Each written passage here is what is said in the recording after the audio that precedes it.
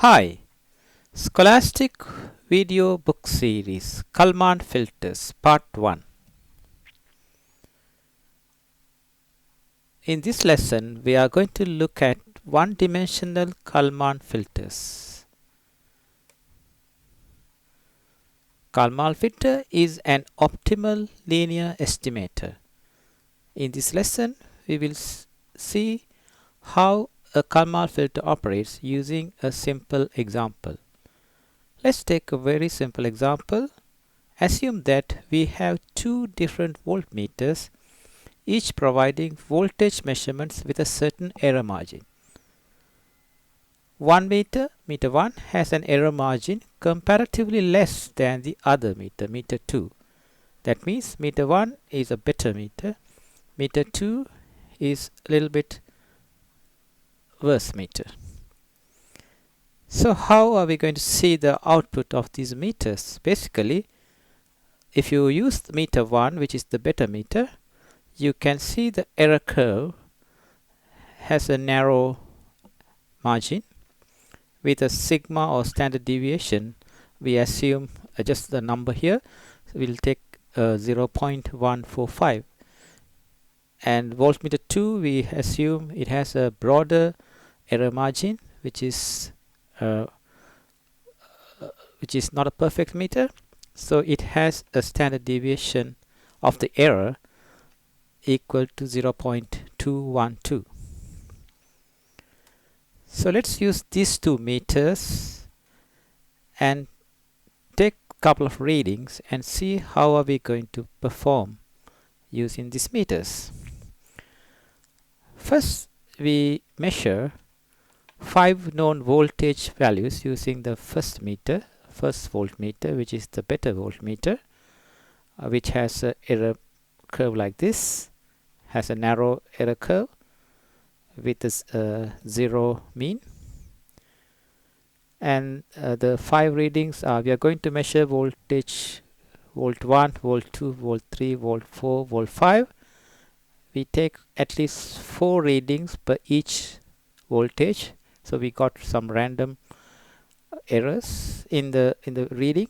So when we measure volt 1, in the first time we might have got 0.9, second reading 0.1, 1.2, 0.8. These are some random errors that can occur due to this kind of a very random error curve.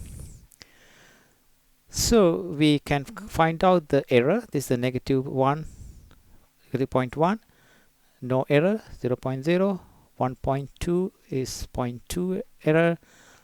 When you get 0.8 instead of 1, that means you got minus 0.2 error. Similarly, when you measure volt 2, you got 1.9, 2, 2.3, 2.0. Similarly, we calculate the errors. Minus 0.1, 0, no error because 2 is the expected, 2 is what you got, 2.3 plus 0.3, 0. Like that, we can calculate the errors for all the readings. We have 20 readings here, 4 times 5, and these are the errors, and these are the addition of each column. What we need to see here, what we actually saw here is that we have the average error to be equal to 0, which is our distribution, and we took the sigma of this distribution to be equal to 0.145. So you can calculate these errors. Basically, to find out sigma squared, standard deviation squared, 1 over 20 summation of i1 to 20 xi minus x bar. Actually, x bar calculated by adding all these values in the columns, minus 4, 0, 0.7, 0.3, or you could have added all 20 in one row. Just to make it simple, we added column wise first and we added the last column, which is equal to 0. That means our x bar equal to 0, xi are the readings that you got here. So always there are 0.1 times, 0.1, there are 8 0.1s. 0.1 to the power 2 is 0.1 squared. 0.1 to the power 2 is 0.01. There are 8 of them. So similarly, you can see there are 0.2 2 squared is equal to 0.04 times 4. There are 4 of them. So whatever you do here, basically you add all these values, xi minus x bar. X bar is 0, therefore it's very simple here. Just square these numbers and add them. You get 0.021 divided by 20 because there are 20 numbers there. So this is our square of standard deviation. So when you take the square root, you get the standard deviation equal to 0.145, which is very basic mathematics. Okay, that is the meter 1. Similarly, we use meter 2, which has a broader error margin, which is given by the red curve here. And as expected, you should get larger errors compared to the previous meter. So the same 5 readings, 1 to 5, and we took 4 readings for each voltage, and we calculate the error. We calculate the column-wise addition, and then we also maintain the mean to be 0 here. So when you add all these numbers, it became 0. And we calculate the sigma squared. In this case, we call it sigma 2. Previous is sigma 1 squared.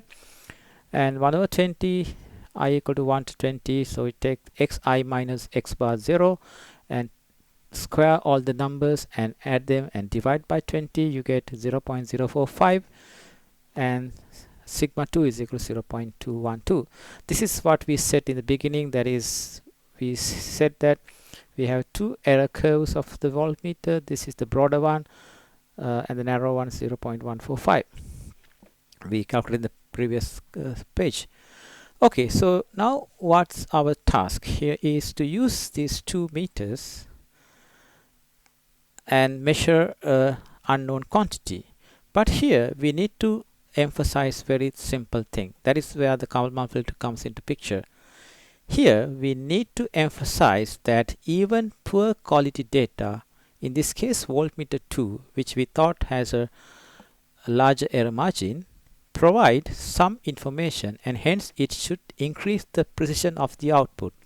So it's like a target. So say you are measuring the location of an airplane by using radar or by using GPS. So there may be certain accuracies for each measuring technique, but still we need to make use of both the data, even the poor data, to make the accuracy higher, the precision higher.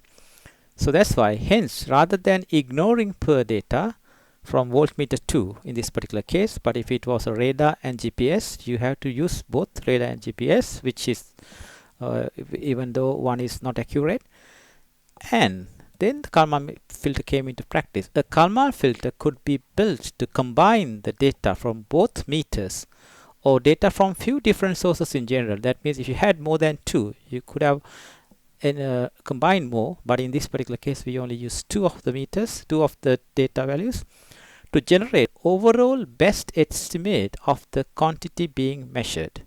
That is where the optimum linear estimator comes in this case the voltage. So we are going to find out the overall best estimate of the voltage by using those 2 meters. Then the question here is, how do we combine these data?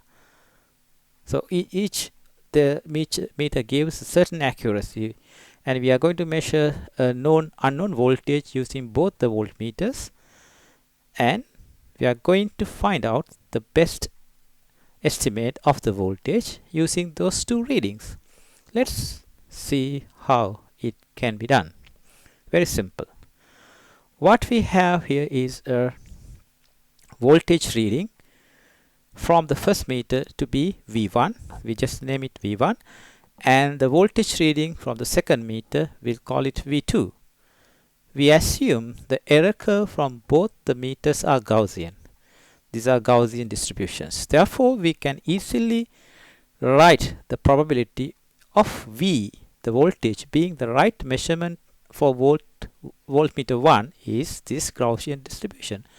Probability V, P1 for the voltmeter 1 over root 2 pi sigma 1. This is the standard deviation of the voltmeter 1 e to the minus half V minus V1. This is the reading that you got from the meter square divided by sigma 1 square. So this is the probability of V, the measured voltage, being the right measurement for voltmeter 1. it can be a, a plus or minus error. So that error is given by the Gaussian distribution here. Similarly, if you use voltmeter 2, we get another curve which has the same property, but only thing, instead of V1 we replace V2, sigma 1, sigma 2, sigma 1, sigma 2. These two are the probability of getting the right measurement using meter 1, using meter 2. Okay, now we are going into very interesting stage.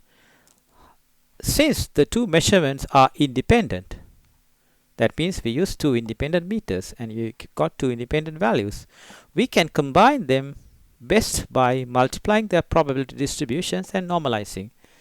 Very important, normalizing. We need to normalize, because when you multiply two probability distributions, you might not get the area under the curve equal to 1. So we need to make sure that the Gaussian distribution always have to have area under this probability distribution should be equal to 1.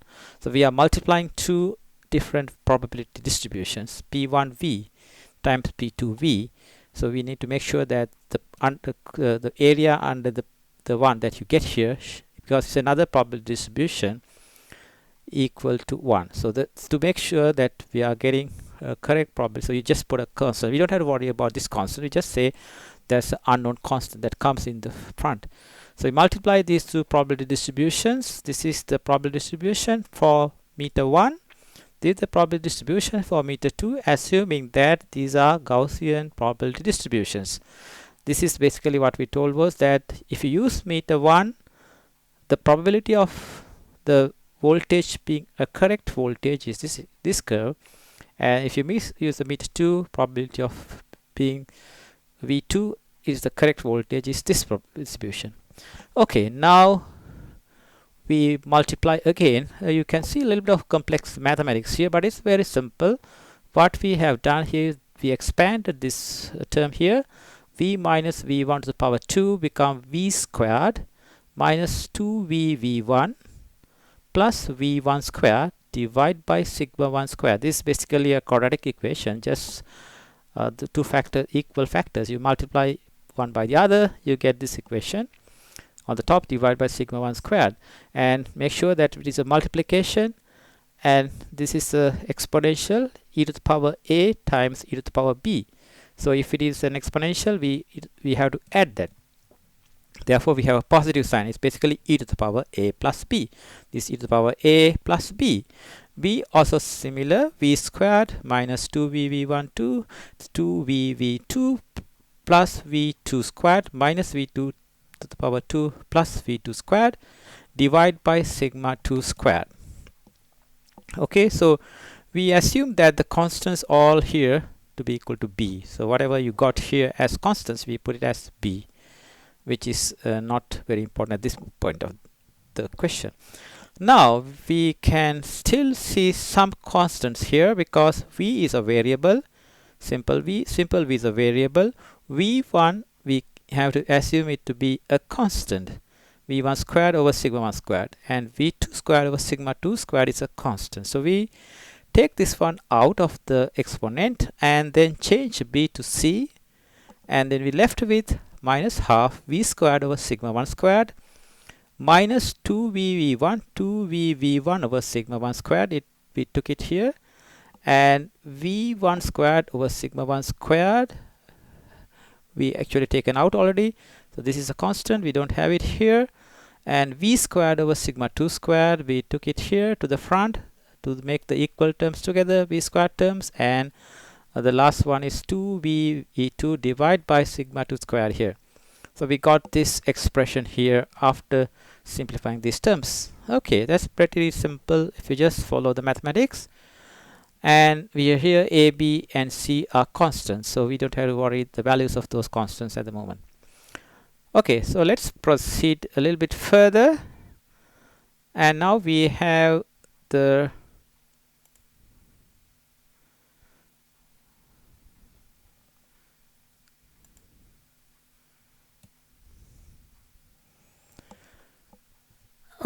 now we going to further simplify the expressions.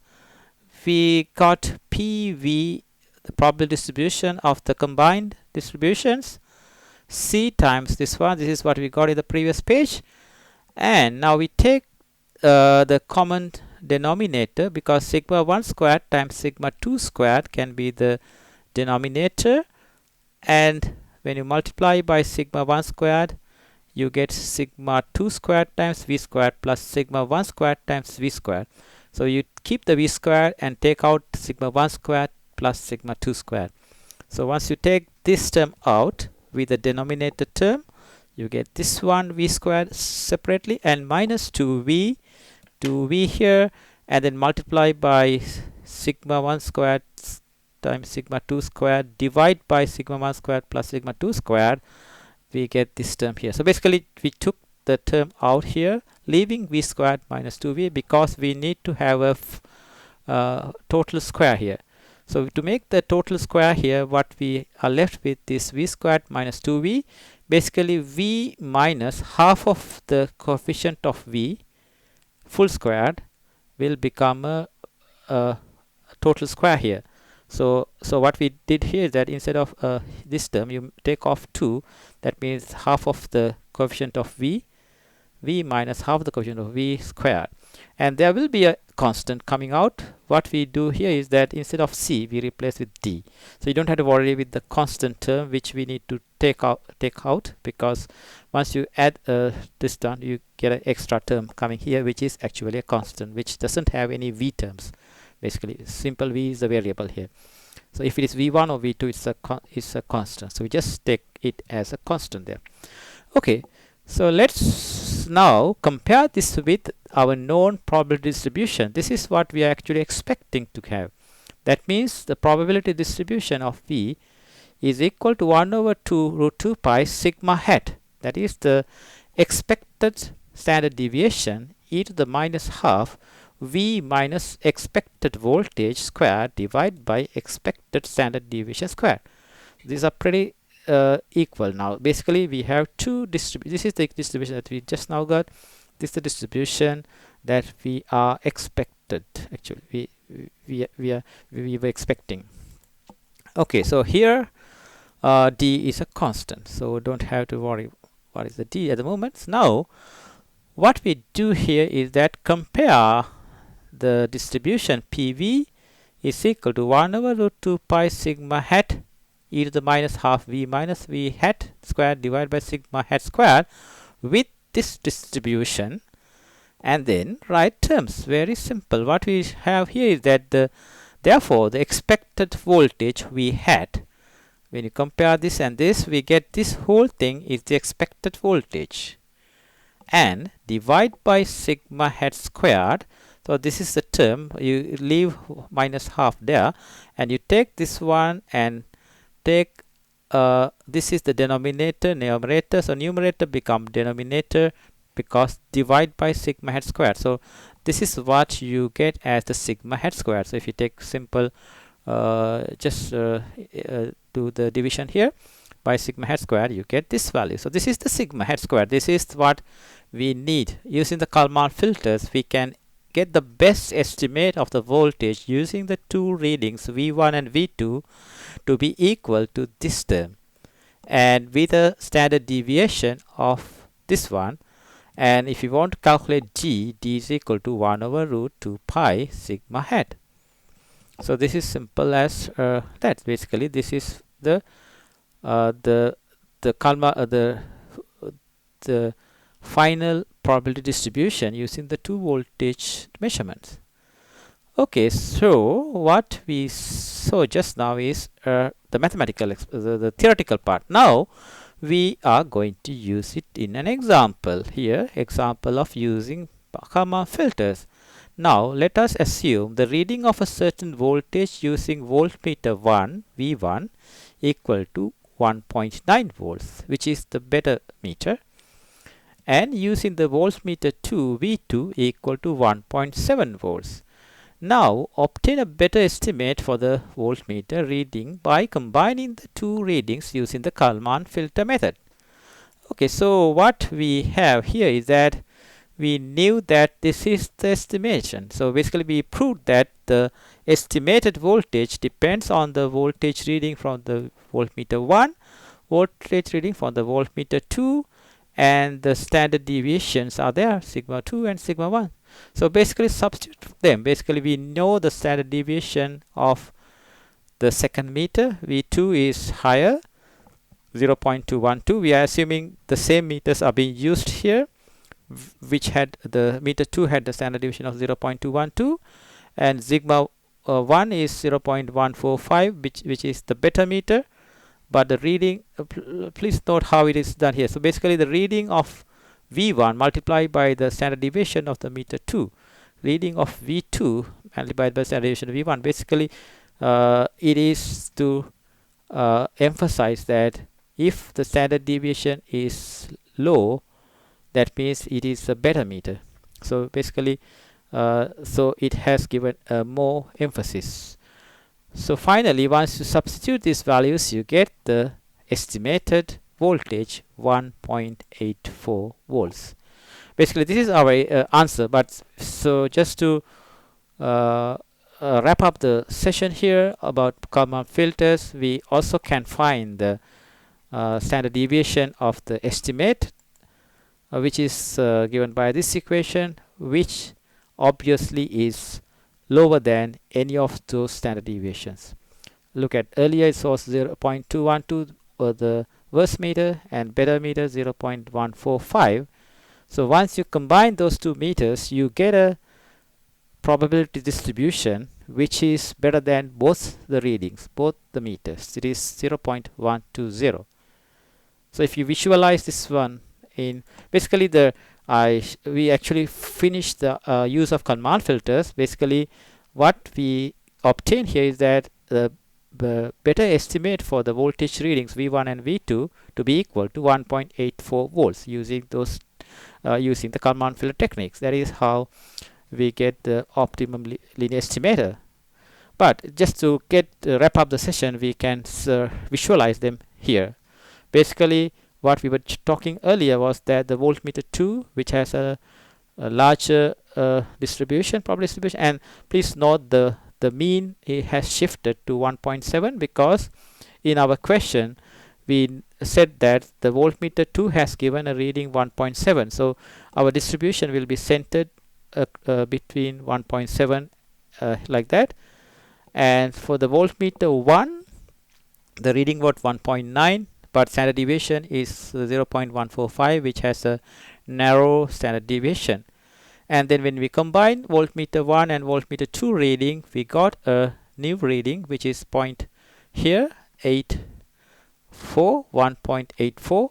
Actually it is here the average of basically center of this curve, but also the standard deviation we got 0.120. This is the estimated readings has a much narrower error distribution. So that means when you have two different readings, two sets of readings from two different sensors or two different voltmeters or any other two different sources, we can combine the readings of those two sources to make a new estimate which is better than those two estimates. So basically this is the optimum linear estimator. Basically it is centered at 1.84 volts with a standard deviation of 0.12, which is smaller than the standard deviation of any of the voltmeters. So the essence of this lesson is that if you use Kalman filters, we can use two sensors of two different error distributions, and finally using the best estimate we can show that the estimated value is better than any of the values from the two different sensors. So it's a very crude way of understanding Kalman filters without much mathematical jargon. I hope it has given you some insight of Kalman filters.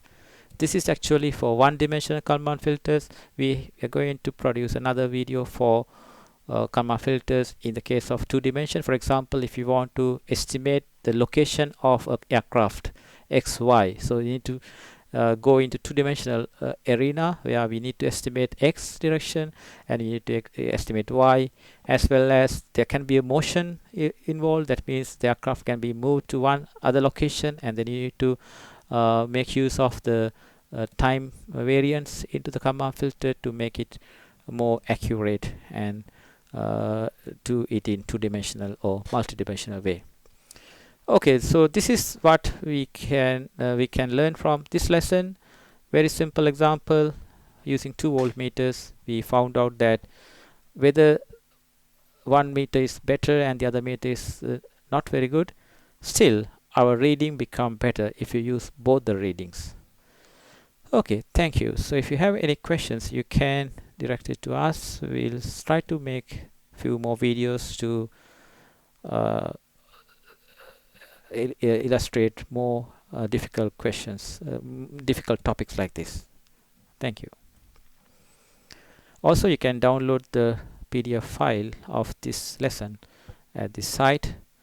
If you go to scholasticvideos.com, or you just click this link in that site, you should be able to download the book.